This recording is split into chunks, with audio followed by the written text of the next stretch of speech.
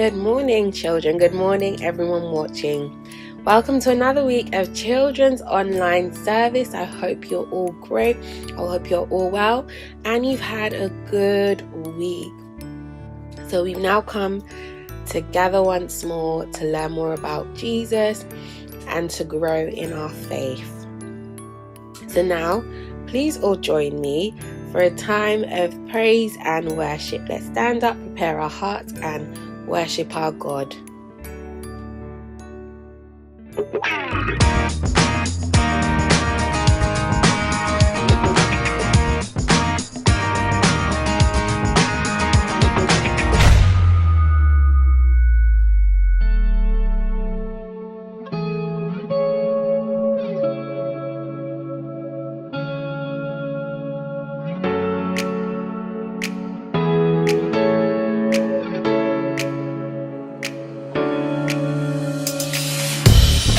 Walking around these walls, I thought by now they'd fall, but you have never failed me yet.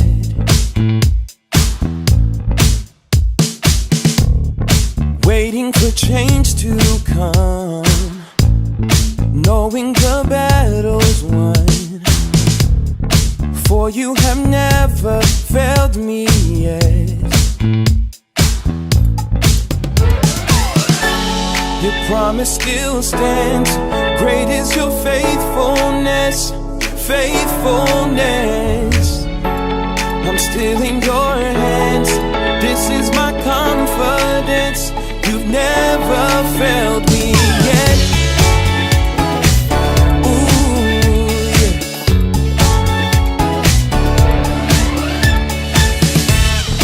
I know the night won't last. Your word will come to pass. My heart will sing your praise again. Yes, it will. Oh, Jesus is still enough. Keep me within your love. My heart will sing your praise again. Oh, your promise still stands. Great is your faithfulness, faithfulness. I'm still in your hands. This is my confidence. You've never failed. Your promise still stands. Great is your faithfulness, faithfulness. I'm still in your hands. This is my confidence. You've never failed me yet. No, no, never failed. No, no, no. I've seen you move. You move the mountains, and I believe I'll see you do it again. You made a way when there was no way, and I believe I'll see you do it again. I've seen you move. You move the mountains, and I believe I'll see you do it again. You made a way when there was no way, and I believe I'll see you do it again. I've seen you move. You move the mountains. Oh, you made a way.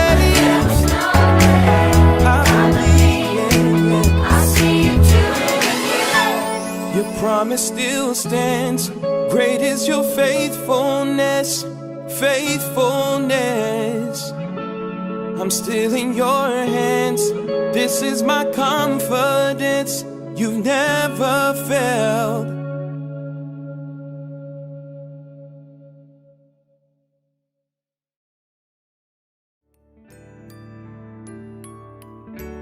Thank you all for taking part during that praise and worship. Please join me as we open in prayer.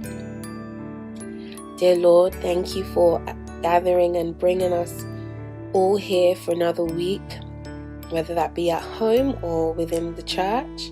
Thank you for seeing us through our week. keeping us safe, protecting us, guiding us, pouring out your love as you do. We thank you, Father.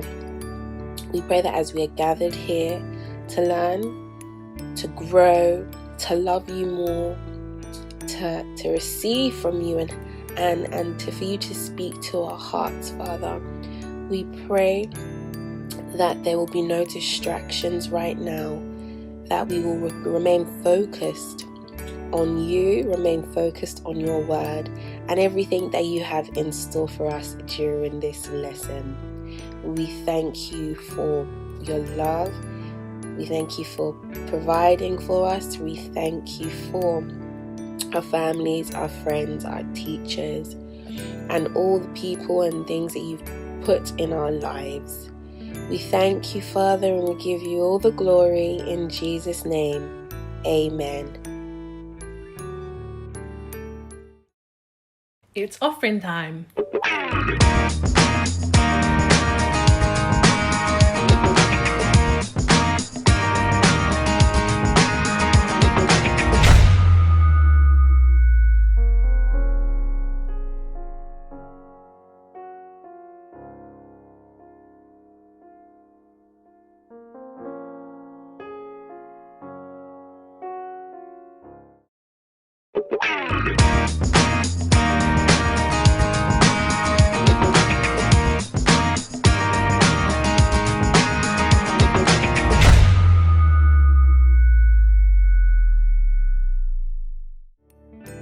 So now it's time for this week's new lesson. God's story. Jesus loves everyone. So part of God's story is about the people Jesus loves, and it goes like this. When God created the world, it was perfect. There was no fear or sickness or death, and people got to be close with God. But then people messed it up. They disobeyed God, and because of that, they felt loneliness and pain. They needed a rescuer to make things right. So God sent his only son, Jesus, to come to the world and show us what God is like. And a lot of people thought Jesus came for the most powerful and important. People who seem like they're perfect, even though no one is perfect. Only Jesus is perfect. The thing is, Jesus didn't only come to save the most important and powerful people. He came here for the people that others don't like or respect or pay attention to. Jesus healed people with skin diseases just by touching them, even when no one else wanted to. Jesus had dinner with tax collectors, even though religious leaders thought they were sinners. Jesus said, "Healthy people don't need a doctor, sick people do. I have not come to get those who think they are right with God to follow me. I have come to get sinners to turn away from their sins." One day, when Jesus was hanging out with his disciples, some people brought their kids to see Jesus. The disciples tried to make the kids go away. They didn't think Jesus would want to be bothered by them. But instead, Jesus said, "Let the little children come to me. Don't keep them away. God's kingdom belongs to people like them. Anyone who will not receive God's kingdom like a little child will never enter it." The disciples couldn't believe it. Jesus actually wanted the kids around him, and even said that we should trust in God the way kids do. Another time, some rich people gave lots of money to the temple in a big, flashy way, while a poor widow who had almost nothing gave everything she had, just 2 small coins. Jesus saw this and said, "That poor widow has put in more than all the others. All these other people gave a lot because they are rich, but even though she is poor, she put in everything." Jesus didn't care who had lots of money, who had lots of friends, how young or old or sick someone was.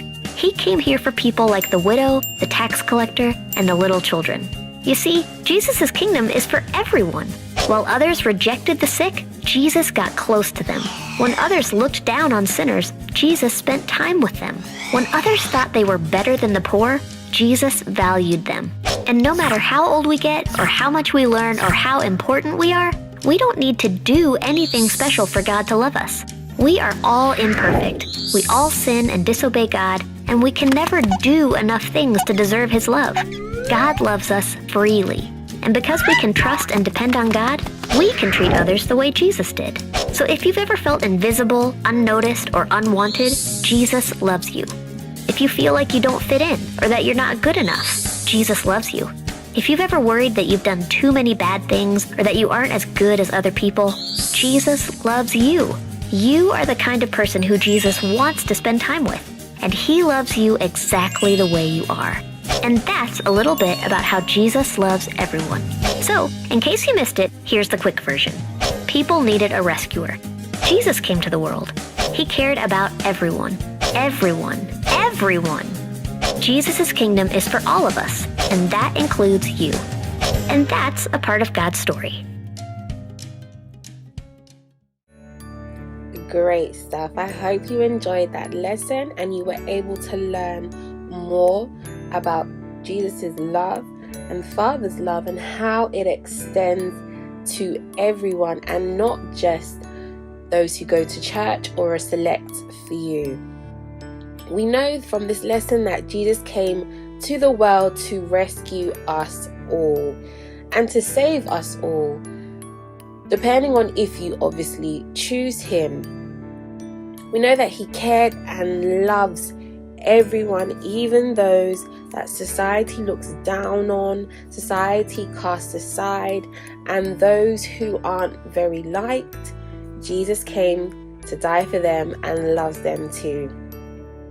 Jesus' kingdom is for everybody. That extends to us. That same love that Jesus shows to everyone, we too must show to people around us, those who we may not get along with, and those who are a bit difficult to love. We must extend that love to everyone. Love those who are looked down upon. Love those who are cast aside. Remember that Jesus' kingdom is for everyone, and we must love all of His people, all of His children, for He first loved us.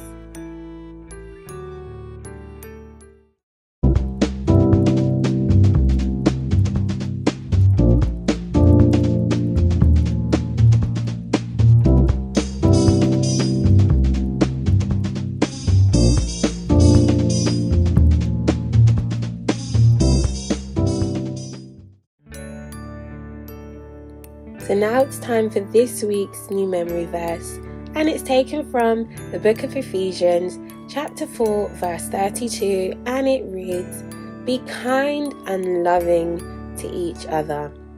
Forgive each other just as God forgave you in Christ." So this is our memory verse because we must apply the truth that we know that Jesus loves everyone, and we must apply that in our own lives by extending that love to everyone also. Can you think of examples of how you can be kind? You can be kind by involving those who may be feeling left out, asking someone to play or sit with you at lunch, speaking to someone who feels left out. You can be loving by showing you care when someone is upset or down, for example. And forgiving. If someone's hurt you, offended you, or wronged you, letting go of the hurt, the anger that you might have towards them. If there's anyone that you haven't forgiven and you're choosing not to forgive, take some time to ask God to help you forgive that person. And as the scripture read, it says we should be kind and loving. If we need God's help, it's available. We can ask God to help us in these areas, and He will help us.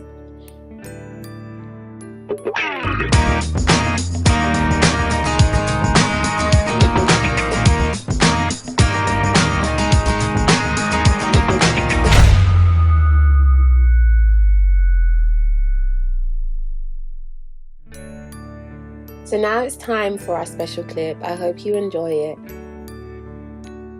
Hey, thanks for joining me today. I'm Dave, and I want to talk about the love of God, but I'm thinking I want to do something a little bit different. I want to talk about the love of God for the whole family. So go ahead, grab your kids. It's going to be a long week, and let's start it off right, talking about God's love. So do you think we can measure the love of God? I actually brought a few things with me to try to help us out with that. I brought this. You know what this is? This is a measuring cup. You use this for baking, maybe making cookies. You measure your flour out, you measure out your sugar, you measure just the right amount of Brussels sprouts in your cookies. Oh, do you guys not put Brussels sprouts in your cookies? Oh, okay. Maybe like 10 cups of chocolate chips. That's the way I make my cookies. So what do you think? Do you think we could use a measuring cup to measure God's love? Well, the Bible says, "The Lord is my shepherd, I shall not want. He makes my cup overflow." So, do you think this cup is big enough to measure God's love? I think not. All right, so let's move on. Let's go to a different thing. How about a tape measure? Tape measure you use for building, and you can measure stuff. And what do you think? Do you think we could take this tape measure and measure how high God's love is? Well, the Bible says that God's love is higher than the heavens. So I'm thinking, I don't know, this thing's maybe 25 feet. I don't think it's gonna reach. No, it's not gonna reach. So, all right, last thing. Let's take a look at this one. You know what this is. This is a watch. And you can use a watch to measure time. And that's a really valuable thing. And your parents probably use their watches in church to measure how long the pastor preaches for. They shouldn't do that. That's not nice to do. You tell them, don't look at your watch. But what do you think? Do you think we can use the watch to measure how long God's going to love us? Well, the Bible says that God's going to love us forever and ever and ever. So I'm thinking that we're going to run out of battery before that comes, right? I think there's only one thing I've ever found that can measure God's love. You know what that is? It's the cross. When you look at the cross, you can see how much God loves you. So the next time somebody says to you, "Well, how much does God love you anyway?" You point at the cross and you say, "He loves me that much." I hope you enjoyed the video. I hope he was able to demonstrate and remind you that God's love is unmeasurable, and that the only way that you can try or attempt to measure God's love is through the cross. The cross represents the sacrifice that Jesus made out of his love for us. And that is how we can try and picture the love of God.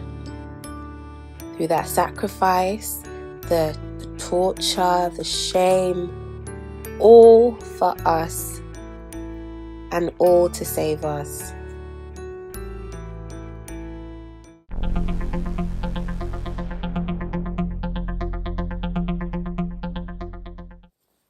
So now it's time for us to share the grace. May the grace of our Lord Jesus Christ, the love of God, and the sweet fellowship of the Holy Spirit be with us now and forevermore. Amen. And surely goodness and mercy shall follow us all the days of our lives, and we shall dwell in the house of the Lord forever and ever. Amen. So now it's time for our 2021 confession. And it reads, I trust God for a year of unusual elevation. I will humble myself daily and stay radically committed to God's word, God's will, and God's ways, no matter what. As a result, I will shine brighter and brighter and reflect God's glory every day and in every way. In Jesus' name, amen. That's the end of the service. See you next Sunday.